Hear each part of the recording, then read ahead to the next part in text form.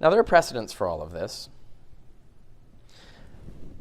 Many of you might know that there are tons of dying and rising gods in the ancient world. This is often modern scholars, especially who like Christianity, insist on trying to deny this, but I've documented extensively. The evidence is very clear and undeniable that there were at least these 5 that predate Christianity as dying and rising gods. Osiris, I just mentioned. Osiris, incidentally, if you're baptized into his death and resurrection, you're saved in the afterlife. Does that sound familiar? Adonis is another one. Romulus is he's not a personal savior, he's a savior of the empire, but he has a lot of similarities. His death and resurrection has a lot of similarities with Jesus.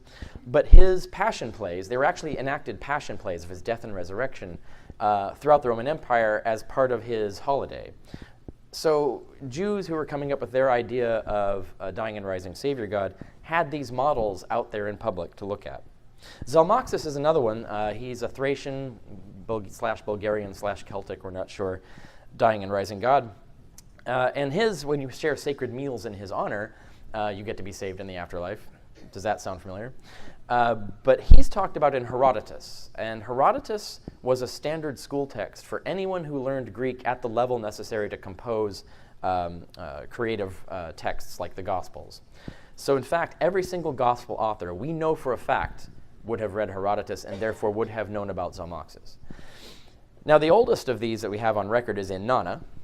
I do think it's interesting that the first dying and rising, and in fact crucified god in history was a woman, and then almost all the others turned into men suddenly.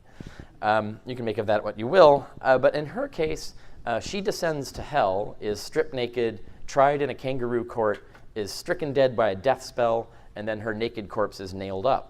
3 days later, her minions come down, feed her the food and water of life. She resurrects and ascends to glory. So this crucifixion narrative goes way back. She was the principal goddess of the city of Tyre, which was one of the major port access cities to the region of Judea.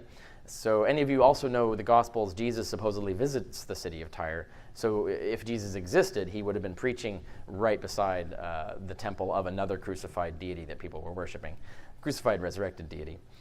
That would be an unusual